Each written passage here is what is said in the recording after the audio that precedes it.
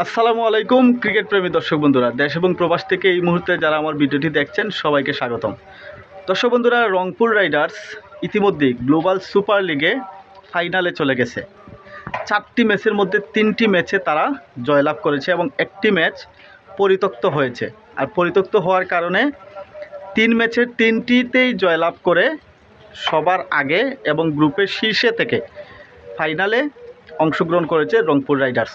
গতবারও Rangpur Riders কিন্তু হারতে হারতে শেষ পর্যন্ত চ্যাম্পিয়ন হয়েছিল। প্রথমে 2টি ম্যাচ হেরেছিল গত গ্লোবাল সুপার লিগের আসরে, কিন্তু এবার শুরু থেকেই রংপুর রাইডার্স ছিল দাপুটে। তারা প্রত্যেকটা দলের সাথেই কিন্তু জয় তুলে নিয়েছে। ফাইনালে তারা মুখোমুখি হচ্ছে গায়না আমাজন ওয়ারিয়র্সের, যেটা ওয়েস্ট ইন্ডিজেরই একটা ক্লাব, এবং এই ক্লাবের সাথেই প্রথম ম্যাচটা ছিল রংপুর রাইডার্সের, যেখানে 8 রানে তারা গায়না আমাজন ওয়ারিয়র্সকে হারিয়েছিল। এখন যদি সমীকরণটা এমন না হয় যে গ্রুপ পর্বে হারানো দলের কাছে ফাইনালে হেরে গিয়েছে, যদি এই রকম সমীকরণ না হয় তাহলে এবারও চ্যাম্পিয়ন হবার সুযোগ থাকছে রংপুর রাইডার্সের কাছে।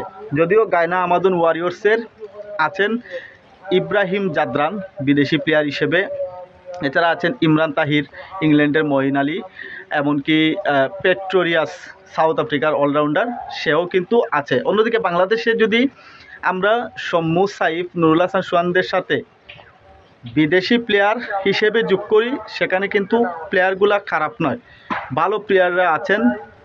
যেমন সাউথ আফ্রিকার লেগ স্পিনার তাবরিজ শামসি আছেন, পাকিস্তানের ইফতেখার আহমেদ আছেন, ওয়েস্ট ইন্ডিজের কাইল মায়ার্স আছেন, এমনকি নাজিবুল্লাহ জাদরান আছেন, আজমতুল্লাহ উমরজাই, এরকম ভালো ভালো টি-20 স্পেশালিস্ট ক্রিকেটারও কিন্তু রংপুর রাইডার্সের টিমে আছেন।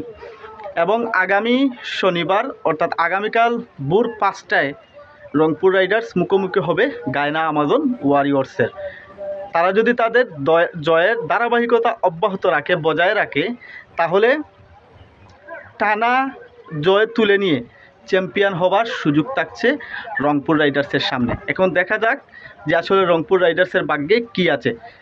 কারা কারা চান যে রংপুর রাইডার্স জয় পাবে, তারা অবশ্যই কমেন্ট বক্সে লিখে যাবেন।